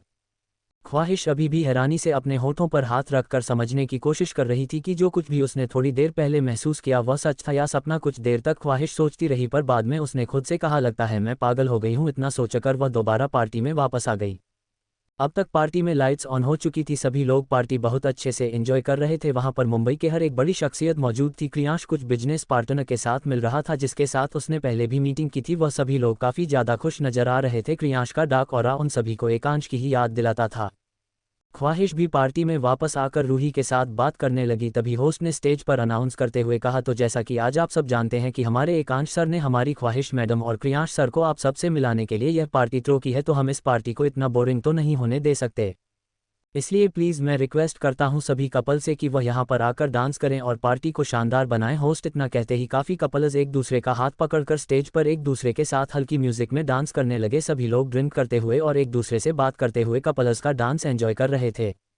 रूही ख्वाहिश के साथ बात कर रही थी, तभी किसी ने पीछे से उसके कंधे पर हाथ रखते हुए कहा है क्यूटी पाई। इस आवाज़ को सुनते ही रूही ने पलट कर देखा। अपने पीछे खड़े इंसान को देखते ही उसके चेहरे पर बड़ी सी मुस्कुराहट आ गई। रूही जल्दी से उस इंसान के गले से लग गई। उस इंसान ने रूही के गाल खींचते हुए कहा कैसी है मेरी जान। रूही ने उसके गाल पर किस करते हुए कहा तुम कहाँ थे अमन, कितने दिन हो गए हम एक दूसरे से मिले भी नहीं। रूही के पीछे खड़ा इंसान कोई और नहीं अमन था। रूही की बात पर अमन ने एटीट्यूड के साथ कहा था से क्या मतलब है, यू नो ना कि मैं क्या करता हूँ। अमन की बात सुनकर रूही ने उसके कंधे पर मारते हुए कहा हाँ बेफिजूल के काम करता है। रूही की बात सुनकर अमन ने मुंह बनाते हुए कहा तुझे तो मेरी कोई कदर ही नहीं है, तू तो जानती है ना कि मैं इंडिया का उभरता हुआ सितारा हूँ। मेरी नेक्स्ट फिल्म की शूटिंग चल रही थी इसलिए मैं बिजी था। अमन की बात सुनकर रूही ने कहा वह ठीक है, पर तू इस तरह से मुझे इग्नोर कैसे कर सकता है। रूही की बात सुनकर अमन ने कहा अरे मेरी क्यूटी पाई, मैं तुम्हें इग्नोर कहाँ कर रहा था, तुम जानती हो ना मैं कितना बिजी हूँ। वह दोनों बात कर ही रहे थे तभी ख्वाहिश ने एटीट्यूड के साथ कहा लगता है कुछ लोग हमें भूल गए। ख्वाहिश की आवाज़ सुनते ही अमन और रूही ने पलट कर ख्वाहिश की तरफ देखा। अमन ने जैसे ही ख्वाहिश की तरफ देखा उसके चेहरे पर बड़ी सी मुस्कुराहट आ गई। उसने अपने दोनों कान पकड़ते हुए कहा ओ माय डार्लिंग, तुम तो अपने भाई से गुस्सा ही हो गई। अमन की बात सुनकर ख्वाहिश ने दूसरी तरफ मुंह करते हुए कहा आप कौन, मैं आपको जानती नहीं। ख्वाहिश की बात सुनकर अमन हंसने लगा और हंसता हुआ ख्वाहिश के सामने आकर खड़ा हो गया। उसने ख्वाहिश के गाल खींचते हुए कहा और रियली तुम मुझे भूल गई। अमन की बात सुनकर ख्वाहिश ने सोचने की एक्टिंग करते हुए कहा भूलूंगी तो तब ना जब मैं तुम्हें जानती होगी। वैसे आप है कौन मिस्टर। ख्वाहिश में इतना कहा ही था कि पीछे से कृपा ने मुस्कुराते हुए कहा अमन। कृपा की आवाज़ सुनकर अमन ने ख्वाहिश की तरफ देखा और कहा मेरी प्यारी सी बुआ बताएंगी तुम्हें कि मैं कौन हूँ। कहते हुए अमन कृपा के पास आया। उसने कृपा को गले लगाया कर उसके माथे पर किस करते हुए कहा आप आज भी हमेशा की तरह बहुत ही ज़्यादा ब्यूटीफुल लग रही हो बुआ। अमन की बात सुनकर कृपा ने मुस्कुराते हुए कहा और तुम हमेशा की तरह नौटंकीबाज। कृपा की बात सुनकर अमन हंसने लगा। ये कोई और नहीं आयुष और साक्षी का बेटा था जिसकी उम्र कृपा और क्रियांश जितनी ही थी। कृपा की बात सुनकर अमन हंसने लगा। वही दूर से कोई था जो कि गुस्से से अपने हाथ में पकड़े शराब के गिलास को इतनी मजबूती से पकड़कर रूही की तरफ देख रहा था जैसे वह उसे ग्लास को तोड़ ही देगा और अगले ही पल को ग्लास उसके हाथ में टूट ही गया। ये कोई और नहीं क्रियांश था जो कि अपने बिजनेस पार्टनर्स के साथ बात कर रहा था। जैसे ही उसका ध्यान रूही पर गया इस वक्त रूही अमन के गाल पर किस कर रही थी। क्रियांश के हाथ में कांच टूटने की वजह से उसके हाथ से खून निकलने लगा पर उसका पूरा ध्यान रूही की तरफ था। वह उसे ऐसे देख रहा था जैसे अभी के अभी उसकी जान ले लेगा। क्रियांश काफी दूर खड़ा था जिस वजह से किसी का भी ध्यान उसे पर नहीं गया। क्रियांश ने गुस्से से दांत पीसते हुए कहा आज मैं तुम्हें अच्छा सबक सिखा कर ही रहूंगा। स्टूपिड गर्ल, तुमने बहुत अंडरस्टिमेट कर लिया है मुझे। नाउ यू हाउ टू पे फॉर इट। अब तुम्हें पता चलेगा कि क्रियांश सिंघानिया क्या कर सकता है। कहते हैं क्रियांश ने गुस्से से अपने हाथ से बह रहे खून को देखा। ऐसा लग रहा था जैसे उसे दर्द ही ना हो रहा हो। क्रियांश से कुछ दूरी पर एकांश जो कि अपने बिजनेस पार्टनर के साथ बात कर रहा था उसका ध्यान क्रियांश के हाथ से बह रहे खून पर गया जिसे देखते ही उसकी आंखें गहरी हो गई। एकांश ने अपने साइड में खड़े इंसान की तरफ देखा और बिना कुछ कहे क्रियांश की तरफ अपने कदम बढ़ने लगा। क्रियांश गुस्से से अभी भी अपने हाथ से बह रहे खून को इग्नोर करके रूही को घर रहा था तभी एकांश ने गुस्से से कहा what the hell is this Kriyansh. Ekansh की आवाज़ सुनते ही क्रियांश ने पलट कर देखा तो एकांश उसे गुस्से से देख रहा था। क्रियांश ने एकांश की बात का कोई जवाब नहीं दिया। वह एकांश को इग्नोर करके गुस्से से रूही की तरफ देखने लगा।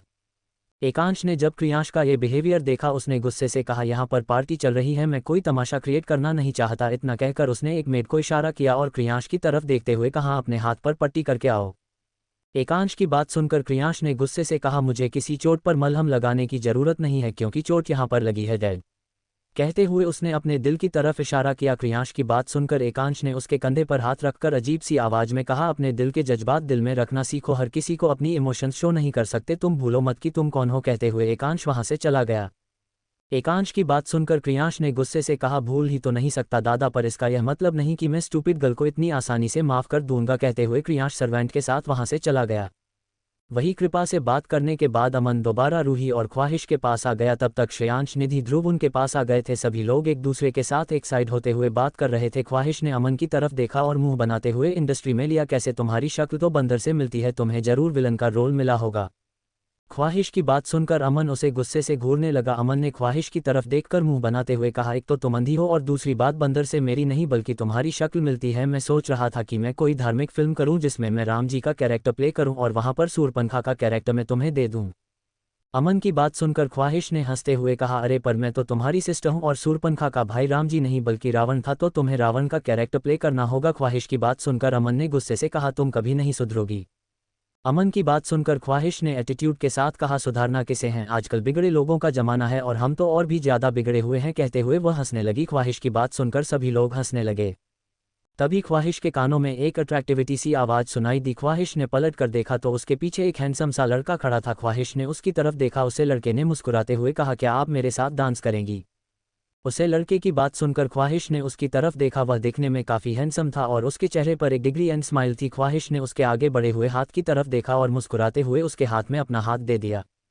अभी वह लोग स्टेज की तरफ डांस करने के लिए जाने ही वाले थे कि तभी उन्हें पार्टी हॉल में सभी लोगों के जोर जोर से चिल्लाने की आवाज़ सुनाई दी। ये देखकर ख्वाहिश ने कहा, क्या हो गया है? ख्वाहिश की तरह ही बाकी सभी लोगों की बातें सुनाने लगे। तभी किसी ने चिल्लाते हुए कहा, न्यूज़ सच है, वह सच में यहाँ पर आए हैं। उस शख्स की बात सुनकर दूसरे शख्स ने कहा, पर ऐसा कैसे हो सकता है? जहाँ तक हमने सुना है उन्हें आज तक कभी किसी पार्टी में देखा नहीं गया है। यहाँ तक कि काफ़ी कम लोग ही उनको देख पाए हैं। उनकी लाइफ के बारे में कोई नहीं जानता। लोग तो उन्हें मिस्टीरियस डेविल भी कहते हैं। ख्वाहिश के कानों में जैसे ही मिस्टीरियस डेविल नाम पड़ा उसने अजीब सा मुंह बनाते हुए कहा, ये कौन है? ख्वाहिश की बात सुनकर उसके बगल में खड़े और हैंडसम लड़के ने मुस्कुराते हुए, आप नहीं जानती, बिजनेस इंडस्ट्री में अगर आपके पापा की बात किसी का नाम लिया जाता है तो वह इस शख्स का है। अपने साथ मौजूद लड़के की बात सुनकर ख्वाहिश ने कहा, तुमने तो मुझे अपना नाम बताया ही नहीं। उस लड़के ने मुस्कुराते, मेरा नाम ऋषभ मल्होत्रा है। उस लड़के का नाम सुनकर ख्वाहिश ने कहा, तो ऋषभ, इस मिस्टीरियस इंसान का कुछ नाम तो होगा, हमें नाम ही बता दो। ख्वाहिश ने इतना कहा ही था कि किसी ने चिल्लाते हुए कहा, वह द ग्रेट अग्नि सिंह राजपूत खुद पार्टी में आए हैं। अग्नि सिंह राजपूत नाम सुनते ही सभी लोग पार्टी हॉल की गेट की तरफ देखने लगे। ख्वाहिश ने अजीब सा मुंह बनाते हुए कहा, अग्नि सिंह राजपूत, ये कौन है? ख्वाहिश ने इतना कहा ही था कि उसके बगल में खड़े इंसान ने मुस्कुराते हुए कहा, यही तो है मिस्टीरियस मैन, द ग्रेट अग्नि सिंह राजपूत। ख्वाहिश कुछ कहती तभी उन्हें कई सारे बाउंसर अंदर आने की आवाज़ सुनाई थी। सबने देखा तो एक लाइन में कम से कम 25 लोग लाइन से चलते हुए अंदर आ रहे थे। उनके चेहरे पर कोई एक्सप्रेस नहीं थे, ऐसा लग रहा था जैसे वह कोई रोबोट हो। ये देखकर ख्वाहिश ने कहा, अरे हमारे घर में आने के लिए इतने बॉडीगार्ड की ज़रूरत है? यहाँ पर मेरे डैड और मेरे भाई उस आदमी पर अटैक करने वाले थे क्या? ख्वाहिश ने मुंह बनाते हुए कहा। ख्वाहिश ने इतना कहकर उस डायरेक्शन में देखा तभी उसे उन सभी बाउंसर के बीच में से चलता हुआ एक नौजवान नजर आया। उसे देखते ही ख्वाहिश के साथ साथ सभी लोगों की नज़रें उसे पर ही ठहर गई। ख्वाहिश ने अपने मुंह पर हाथ रखते हुए कहा, ग्रीन आइज। ख्वाहिश की बात सुनकर उसके बगल में खड़े ऋषभ ने कहा, क्या हुआ? ख्वाहिश के दिमाग में उस इंसान को देखकर थोड़ी देर पहले जो कुछ भी हुआ था सब कुछ घूमने लगा। उसने खुद से कहा, जब मुझे किसी ने किस किया था तब मैंने यही आंखों देखी थी, ऐसा कैसे हो सकता है? ख्वाहिश को इस वक्त ऐसा लग रहा था जैसे वह पागल हो जाएगी। सामने से आ रहे इंसान को देखकर पार्टी में मौजूद लड़कियां आहें भर रही थी। पहले से ही क्रियांश को देखकर उनकी हालत खराब हो रही थी और अब उन्हें इसी पार्टी में उसकी ही टक्कर का कोई और हैंडसम नौजवान नजर आ गया था। ख्वाहिश को खोए हुए देखकर ऋषभ ने मुस्कुराते हुए कहा, छोड़िए ना, उन्हें काफ़ी गेट्स आते रहते हैं, चलिए हम डांस करते हैं। ख्वाहिश कुछ कहती इससे पहले ही ऋषभ उसे खींचता हुआ सबके बीच में ले आया। म्यूजिक अभी भी स्टार्ट था पर सभी लोग रुके हुए थे। उन दोनों के बीच में आते ही दोबारा म्यूजिक स्टार्ट हो गया। ख्वाहिश जो कि अभी भी सोच रही थी कि क्या ये सब कुछ बस एक वहाँ है या कुछ और, पर तभी उसे अपनी कमर पर ऋषभ के हाथ महसूस हुई। ख्वाहिश ने अपना चेहरा ऊपर उठाकर देखा तो ऋषभ मुस्कुराते हुए उसकी तरफ देखकर डांस करने का इशारा कर रहा था। ऋषभ के चेहरे पर मुस्कुराहट देखकर ख्वाहिश ने भी ज्यादा नहीं सोचा और उसके साथ डांस करने लगी। वह शख्स यानी कि अग्नि सिंह राजपूत सबके बीच से चलता हुआ अंदर आ गया था। उसने पर्सनैलिटी इतनी दमदार थी कि किसी की भी हिम्मत नहीं थी कि वह उसके सामने जाकर बात कर सके। जैसे ही उसे शख्स यानी कि अग्नि की नज़रें ख्वाहिश पर गई उसकी नीली आंखें अजीब तरह से चमकने लगी। ख्वाहिश मुस्कुराते हुए ऋषभ के साथ डांस कर रही थी। उसके दोनों हाथ ऋषभ के कंधे पर थे और ऋषभ के दोनों हाथ उसकी कमर पर। वह दोनों भी डांस कर ही रहे थे कि तभी ख्वाहिश को महसूस हुआ कि किसी ने उसे कमर से पकड़कर अपने करीब खींच लिया है। ख्वाहिश ने धीरे से पलटकर देखा तो उसकी नज़रें सीधा दो ग्रीन आई से मिली। ख्वाहिश हैरानी से उसकी तरफ देखने लगी। यह कोई और नहीं अग्नि था जिसने ख्वाहिश को अपनी तरफ खींचा था। वही ऋषभ हैरानी से अग्नि सिंह राजपूत की तरफ देख रहा था क्योंकि उसे जितना पता था इस इंसान को लड़कियों से सख्त नफरत थी। लोग तो ये भी कहते थे कि लड़कियों के करीब आते ही अग्नि की आंखें अपने आप कलर बदल देती है और उसकी हरी डरावनी आंखें बदलकर लाल हो जाती है। आज के लिए बस इतना ही। कल आपको क्रियांश और हमारे मिस्टीरियस मैन यानी कि अग्नि दोनों की क्रूएलिटी देखने को मिलेगी, तो कल के एपिसोड का इंतजार कीजिए। तब तक के लिए bye bye, see you soon. चलिए बिना देरी किए शुरू करते हैं कहानी का आज का एपिसोड। ख्वाहिश हैरानी से अपने सामने खड़े इंसान को देख रही थी जो देखने में बहुत ही ज़्यादा हैंडसम था। ख्वाहिश उसके चेहरे से ज़्यादा उसकी उन हरी आंखों को देख रही थी जिन्हें देखकर उसे बेचैनी हो रही थी। उसे थोड़ी देर पहले जो कुछ भी हुआ था सब कुछ याद आ रहा था। वही ख्वाहिश के पीछे खड़ा ऋषभ हैरानी से अपनी जगह पर मूर्ति की तरह खड़ा था। उसने जहां तक सुना था अग्नि सिंह राजपूत को लड़कियों से नफरत थी। लोग तो ये भी कहते थे कि उसे लड़कियों से कुछ एलर्जी है, इसलिए आज से पहले कभी भी किसी लड़की को उसके आसपास नहीं देखा गया था। यहाँ तक कि अग्नि को किसी सोशल गैदरिंग्स पर भी नहीं देखा गया था। शायद यह उसकी फर्स्ट पब्लिक अपीयरेंस थी। उसका नाम हर किसी ने सुना था पर उसकी शख्सियत असल में कैसी है कोई भी इस बारे में कुछ नहीं जानता था। ख्वाहिश को अग्नि की बाहों में देखकर ऋषभ की कुछ कहने की हिम्मत नहीं हुई और इस तरह से अकेला बीच में खड़ा रहकर उसे काफ़ी ऑकवर्ड फील हो रहा था, इसलिए वह वहाँ से साइड में आकर सभी लोगों के बीच में खड़ा हो गया। हालांकि उसे बुरा भी लग रहा था और गुस्सा भी आ रहा था, पर ना तो उसकी इतनी औकात थी ना ही उसके अंदर इतनी हिम्मत कि वह अग्नि से कुछ कह सके। वह बस अपनी जलती हुई नज़रों से उन दोनों को देख सकता था। ख्वाहिश अभी भी अपनी बड़ी बड़ी आंखों से अग्नि की तरफ देख रही थी। अग्नि ने ख्वाहिश को मजबूती से पकड़कर खुद से सटाया हुआ था। वह अपनी हरी आंखों से ख्वाहिश की नीली आंखों में देख रहा था। इस वक्त ऐसा लग रहा था जैसे दो परफेक्ट कपल स्टेज पर एक दूसरे की बाहों में खड़े हो। रूही, अमन, निधि, ध्रुव सभी लोग उन्हें ही देख रहे थे। श्रेयांश इस वक्त कृपा के साथ बात कर रहा था, पर जब उसने स्टेज पर अपनी बहन के साथ किसी अननोन पर्सन को देखा उसने गुस्से से कहा, मोम, वह कौन है? श्रेयांश की बात सुनकर कृपा ने भी पलट कर देखा। उसने जब ख्वाहिश को किसी की बाहों में इस तरह से देखा उसे थोड़ा अजीब लगा, पर यह सोचकर कि इस तरह की पार्टी में सभी लोग एक दूसरे के साथ डांस करते हैं, कृपा ने ज़्यादा माइंड नहीं किया। उसने कहा, होगा कोई और, वैसे भी तुम्हारी बहन को इस तरह से लड़कों के साथ डांस करना पसंद है, इसलिए ज़्यादा रिएक्ट मत करो। कृपा की बात सुनकर श्रेयांश ने कहा, पर मॉम देखिए ना, उसने दीदी को कैसे अपनी बाहों में पकड़ा हुआ है। श्रेयांश की बात सुनकर कृपा ने पलट कर देखा तो सच में अग्नि ने ख्वाहिश को काफ़ी मजबूती से पकड़ा हुआ था। ये देखकर कृपा ने हंसते हुए कहा, तुम्हें टेंशन लेने की ज़रूरत नहीं है, तुम्हारी बहन को कोई भी चोट नहीं पहुंचा सकता और ना ही तुम्हारी बहन को किसी की मदद की ज़रूरत हो सकती है। अगर उसे कोई परेशान कर रहा होगा तो तुम्हारी बहन अकेली उस इंसान की हड्डियां तोड़ने की ताकत रखती है, इसलिए ज़्यादा सोचो मत। कृपा की बात सुनकर श्रेयांश ने अपना सर हिलाया, क्योंकि वह जानता था कि उसकी बहन कितनी ज़्यादा डेंजरस है। उसने तो अपनी बहन को एक साथ 50 लोगों को पीटते हुए भी देखा था, इसलिए श्रेयांश ने ज़्यादा कुछ नहीं सोचा। वही ख्वाहिश ने अग्नि की हरी आंखों में देखते हुए कहा, मैंने तुम्हें, उसने इतना कहा ही था कि हल्का हल्का म्यूजिक शुरू हुआ और अग्नि ने ख्वाहिश को अपने और करीब खींचा और उसके साथ जबरदस्ती कपल डांस करने लगा। ख्वाहिश ने उसकी तरफ देखा, ना चाहते हुए भी वह उसकी हरी आंखों में खुद को डूबने से नहीं रोक पा रही थी। उसे ऐसा लग रहा था जैसे उसने आंखों को एक बार नहीं बल्कि कई बार देखा हो, पर उसे समझ नहीं आ रहा था कि उसने इन्हें कहाँ देखा था। वह भी अग्नि के साथ ना चाहते हुए भी डांस कर रही थी। दोनों काफ़ी ज़्यादा सिजलिंग डांस कर रहे थे। उन दोनों की केमिस्ट्री स्टेज पर फायर लगाने के लिए काफ़ी थी। अग्नि और ख्वाहिश का हर एक मूव हर को किसी को उन पर अपनी नज़रें जमाने के लिए काफ़ी था। रूही सिटिया बजा रही थी। उसने अमन की तरफ देखते हुए कहा, ओ माय गॉड, सच में यार, इन दोनों की केमिस्ट्री देखकर ऐसा लग रहा है जैसे इन्होंने महीना तक इस डांस की प्रैक्टिस की हो। ख्वाहिश तो डांस में सुपर है ही, पर यह इंसान भी कमाल है, ऊपर से कितना ज़्यादा हैंडसम है। रूही ने मुस्कुराते हुए कहा। रूही की बात सुनकर उसके बगल में खड़े अमन ने कहा, तुम्हें मुझे छोड़कर और कोई हैंडसम लगता है ना? अमन की बात सुनकर रूही ने उसकी तरफ घूर कर देखा और कहा, तुम्हें सच में लगता है कि तुम उसके जितने हैंडसम हो? ज़रा एक नज़र देखो, उसकी वह हरी आंखें देखो, वो किसी को भी उस पर फिदा कराने के लिए काफ़ी है। रूही की बात सुनकर अमन ने मुंह बनाकर उसकी तरफ देखा, पर वह भी इस बात से इनकार नहीं कर सकता था कि अगर क्रियांश के बाद उसने आज तक कोई इतना हैंडसम इंसान देखा था तो वह था अग्नि। उसकी प्रेजेंस ही काफ़ी ज़्यादा डोमिनेटिंग थी, उसके सामने कोई भी खुद को छोटा ही महसूस करता। वहीं उन सब से दूर एक कोने में एकांश अपने हाथ में ड्रिंक का गिलास लेकर ड्रिंक करते हुए ख्वाहिश और अग्नि को डांस करते हुए देख रहा था। उसके चेहरे पर काफ़ी कॉम्प्लिकेटेड एक्सप्रेशन थे, उसे देखकर कोई भी नहीं बता सकता था कि वह गुस्से में है या खुश है। उसने ड्रिंक को अपने मुंह से लगाकर एक टेढ़ी मुस्कुराहट के साथ कहा, तो फाइनली तुम आ ही गए मिस्टर अग्नि सिंह राजपूत, अब खेल की शुरुआत हो चुकी है। तुमने हमारे गेम के बीच मेरी बेटी को लाकर बिल्कुल भी सही नहीं किया, इसका खामियाजा तुम्हें भुगतना ही होगा। कहते हुए एकांश ने पूरी ड्रिंक एक सांस में ही गटक ली। उसकी आंखें इस वक्त बहुत ही ज़्यादा डरावनी लग रही थी। तभी उसके पीछे से क्रियांश भी अपने हाथ पर पट्टी करके वापस आ गया। जैसे ही उसने एकांश की तरफ देखा उसने कहा, व्हाट हैपेंड था? उसने इतना कहा ही था कि उसने एकांश की नज़रों को एक डायरेक्शन में देखा। उसने पलट कर देखा तो स्टेज पर मौजूद इंसान को देखकर उसके हाथ की मुट्ठी बांध गई। उसने गुस्से से कहा, मैंने कहा था कि आप इस इंसान को बुलाकर गलती कर रहे हैं, पर आपने मेरी बात नहीं मानी।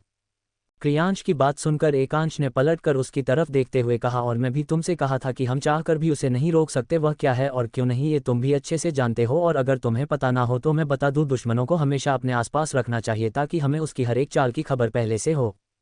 एकांश की बात सुनकर क्रियांश ने गुस्से से कहा, आई डोंट केयर कि आप क्या कह रहे हैं और क्या नहीं, मैं उस इंसान को अपनी बहन के आसपास भी नहीं भड़कने दूंगा। कहते हुए क्रियांश गुस्से से अग्नि और ख्वाहिश की तरफ अपने कदम बढ़ाने लगा। ये देखकर एकांश ने उसका हाथ पकड़कर थोड़ी तेज आवाज में कहा, क्रियांश, जो कहा है सिर्फ वही करो, मुझे मेरी बातों को टालने वाले लोग बिल्कुल पसंद नहीं है, चाहे वह मेरा खुद का बेटा ही क्यों ना हो। एकांश की बात सुनकर क्रियांश ने गुस्से से कहा, और मुझे भी कोई ऐसा इंसान जो इंसानियत के नाम पर धब्बा हो, मुझे मेरी बहन के आसपास बर्दाश्त नहीं। कहते हुए क्रियांश गुस्से से एकांश का हाथ छुड़ाकर उन दोनों की तरफ अपने कदम बढ़ाने लगा। तभी पीछे से एकांश ने कुछ कहा, जिसे सुनते ही क्रियांश के कदम उसकी जगह पर ही रुक गए। उसने हैरानी से पलटकर एकांश की तरफ देखा और कहा, व्हाट, ऐसा कैसे हो सकता है?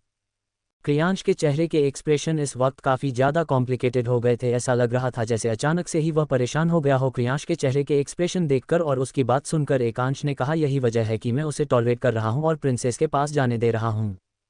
एकांश की बात सुनकर क्रियांश ने अपनी आंखें कस के बंद की और चिल्लाते हुए कहा, पर डैड। क्रियांश की बात सुनकर एकांश ने कहा, हमारे पास कोई दूसरा ऑप्शन नहीं है, तुम जानते हो कि अगर। कहते हुए एकांश चुप हो गया, पर उसकी बात का मतलब क्रियांश अच्छे से समझ गया था।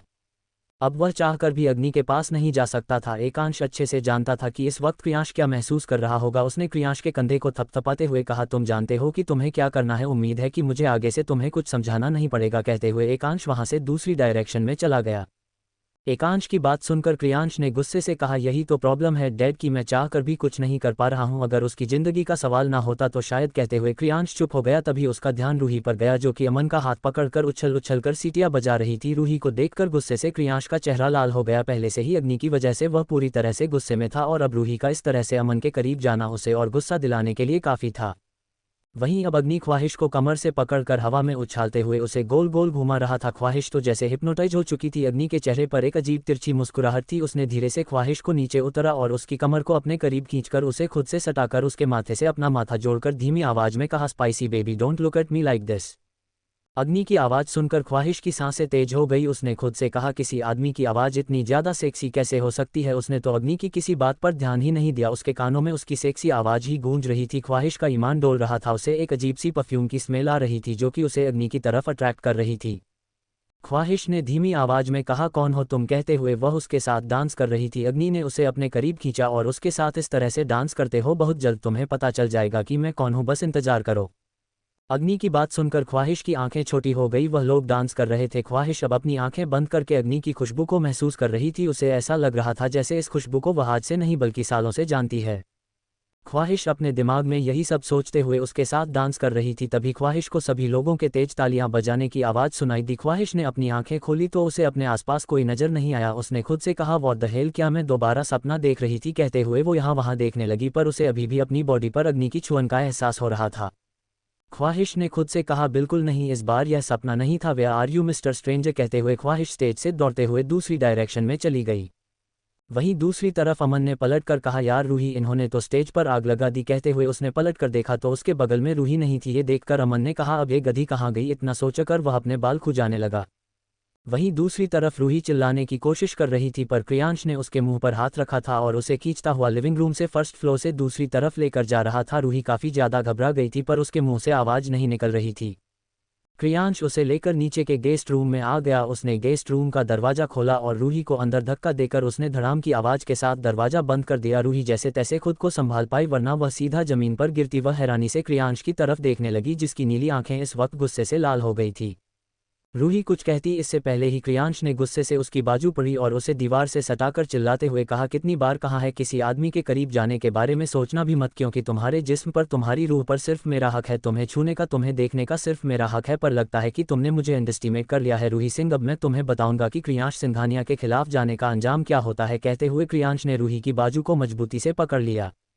इस वक्त वह बहुत ही ज्यादा डरावना लग रहा था। इस वक्त रूही की आंखों से आंसू बह रहे थे, पर उसके मुंह से आवाज नहीं निकल रही थी। क्रियांश को उसके आंसुओं से कोई फर्क नहीं पड़ रहा था। उसने गुस्से से रूही का जबड़ा अपने हाथों में पकड़कर दबाते हुए कहा, यही आता है ना तुम्हें मगरमच्छ के आंसू बहाना। जब मेरा गुस्सा झेल नहीं सकती तो गुस्सा गुस्सा दिलाती क्यों हो। कहते हुए क्रियांश रूही को फोर्सफुली किस करने लगा। इस वक्त वह किसी जानवर की तरह बिहेव कर रहा था। रूही जो कि पहले से ही रो रही थी, उसके इस तरह से किस करने की वजह से उसकी आंखों से और भी ज्यादा आंसू बहने लगे। क्रियांश बिना रुके उसे फोर्सफुली किस कर रहा था। वहीं दूसरी तरफ ख्वाहिश अग्नि के पीछे किसी दीवानों की तरह खिंचती चली जा रही थी। वह चाहकर भी उसकी हरी आंखें, उसकी सेक्सी वॉइस और उसकी खुशबू को नहीं भुला पा रही थी। उसने खुद से कहा, यह मिस्टर स्ट्रेंजर कहाँ गए। कहते हुए ख्वाहिश पार्टी हॉल से कुछ दूरी पर आ गई, जहां पर इस वक्त सिर्फ अंधेरा था। तभी ख्वाहिश को महसूस हुआ कि उसे अंधेरे में उसे कोई देख रहा है। ख्वाहिश ने अपना चेहरा ऊपर उठाकर देखा तो उसे वही हरी आंखें नजर आई। ख्वाहिश कुछ कहती इससे पहले ही उसे शख्स ने उसे कमर से पकड़कर अपने करीब खींच लिया। ख्वाहिश हैरान हो गई। तभी उसे दोबारा अपने होठों पर उन्हें होठों का एहसास महसूस हुआ, जो कि इससे पहले भी उसे थोड़ी देर पहले हुआ था। ख्वाहिश की आंखें बड़ी बड़ी हो गई। इस बार वह श्योर थी कि वह कोई सपना नहीं देख रही है। उसने उसे शख्स को खुद से दूर करने की कोशिश की, पर उसे शख्स की पकड़ ख्वाहिश पर मजबूत हो गई। कुछ देर तक किस करने के बाद उसे शख्स ने ख्वाहिश को छोड़। ख्वाहिश लंबी लंबी सांसें ले रही थी। उस इंसान ने ख्वाहिश के कानों में धीमी आवाज में कहा, spicy baby your move always makes me crazy. आज के लिए बस इतना ही, बाय बाय।